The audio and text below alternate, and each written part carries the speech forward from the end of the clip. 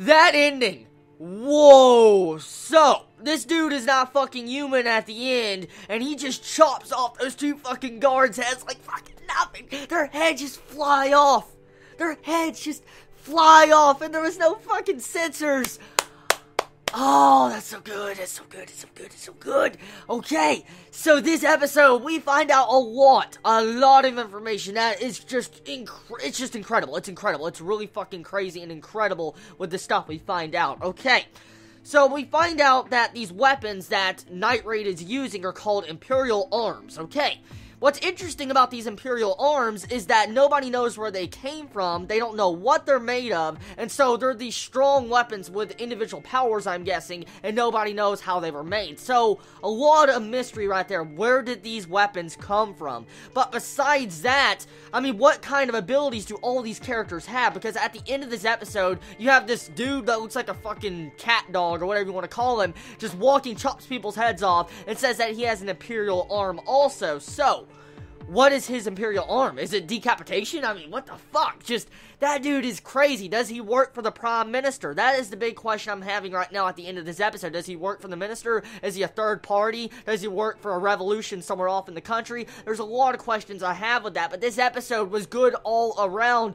There was so much character development, a lot of character development for Mine. Mine as a character last episode, I did not care about her. I really didn't. She was kind of annoying. I didn't like her character, but this episode, I'm starting to warm up to her character. She's just, oh, she's so good. She's such a good character. She really is. She's a badass character because her personality is really cool, and she's all fluffy. I'm guessing that's what I want to call her personality at the moment, because she's just all ditzy happy, and she's just, you know, thinking she's the master, and which is really freaking funny how she treats Tatsumi in this entire episode. The way she goes around buying fucking goods. She's going shopping like a standard female character you would see in a slice of life romance anime, and all of a sudden you see her shopping around. It kind of reminded me of the first episode of Akame ga Kill, when you saw that girl turn into a monster at the end, and she killed everybody, but we saw her shopping with Tatsumi. That's exactly what this scene reminded me of, and that first episode kind of foreshadowed to this episode, since we had one of the guards, sadly, that got killed, stated that to Tatsumi that all girls are like this, and I balled up and laughed this episode, just remembering that entire scene, because it was like a lot of foreshadowing right there.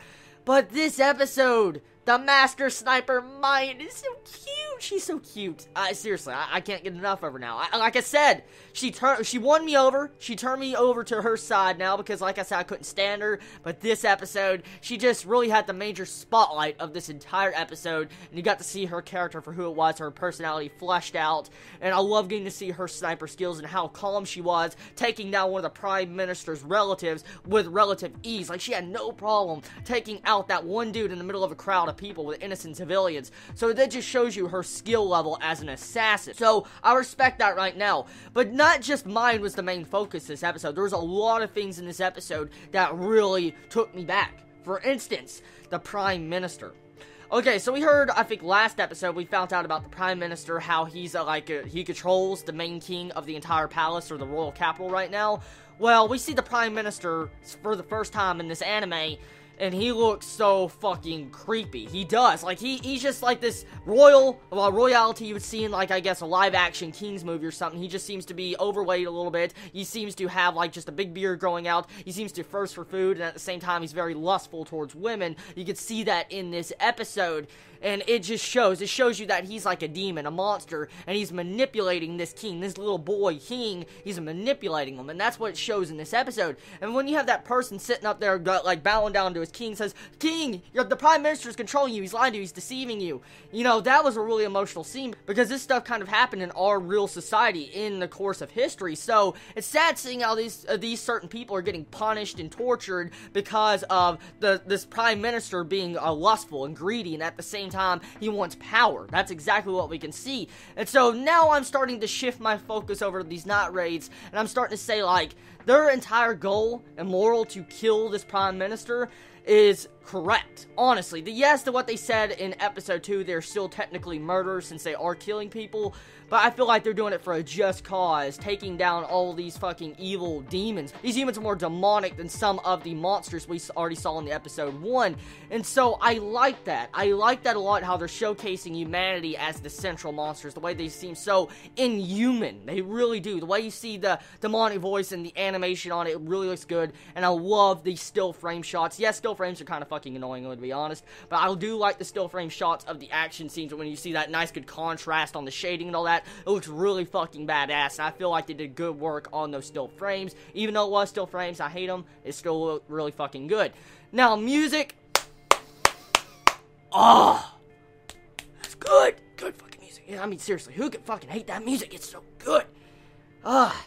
So, this episode of Akame ga Kill, it had a lot of setup, a lot of foreshadowing I could see, and I love mine, I love her, and I love Tatsumi. He's starting to grow on me as a character. I mean, there's just so much going on. For instance, we're getting to see more corruption of the royal capital. For instance, we're seeing how these random people are getting executed constantly. Like, for instance, the entire crucifixion cross. When you see people nailed up on the cross, I was like, oh my god, it really shocked me that they did not censor that a lot. It didn't look censored to me as an anime-only watcher. I was like, what?